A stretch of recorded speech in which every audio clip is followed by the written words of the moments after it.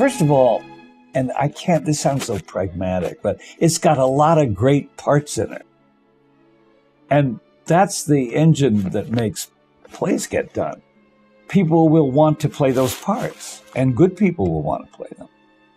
And that's the reason I'm in it, as opposed to simply saying, I really like this play. It's the reason I've taken the time to be in it several times, in the readings of it. The party scene is actually a lot of fun. In that it starts out so jovial, and then it has that really abrupt kind of The play plays.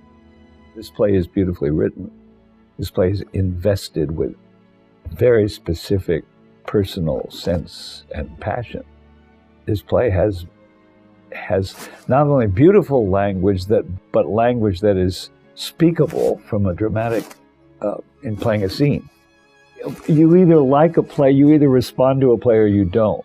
You don't ever respond to a play, or at least I don't, simply because it's about what it's about.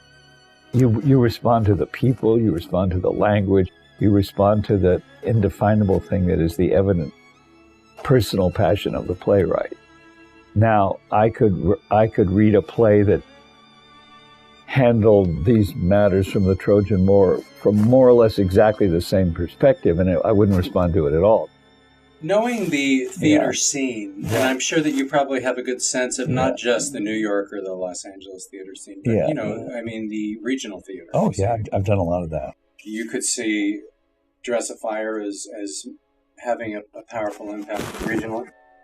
Oh, God, yes. Oh, yes. I think that Dress of Fire would have a big presence in regional theater. I thought it probably wouldn't take the form of like a tour, but I think a lot of different regional theaters would be anxious to do it.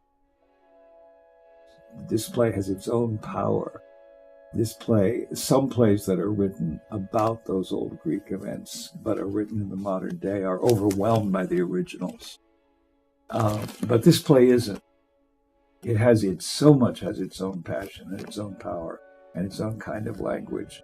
It's elevated, and so is the original elevated, but it's a different elevation. This play is not just any other Greek tragedy. That's right. It's better or different.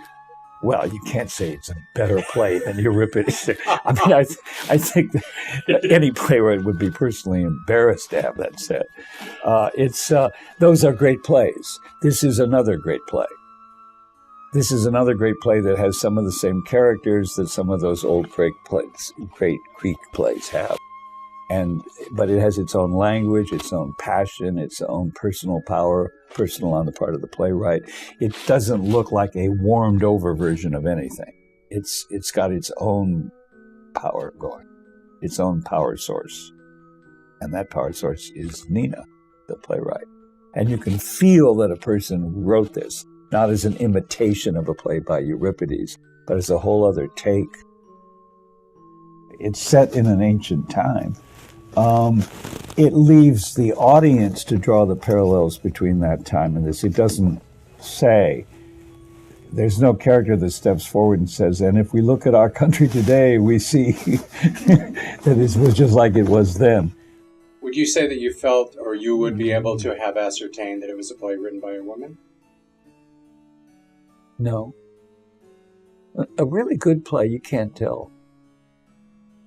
How much impact do you think art has over the evolution of us as a species? Well, let's put it this way. There's been a series of tremendously powerful anti-war plays written for the last 2,500 years, of which this play is one. We're still at war. So all art can do is really record it. And it can stand as a testament against war. The characters are so alive in the writing and in the playing of the actors we have. You get insights that you haven't had before.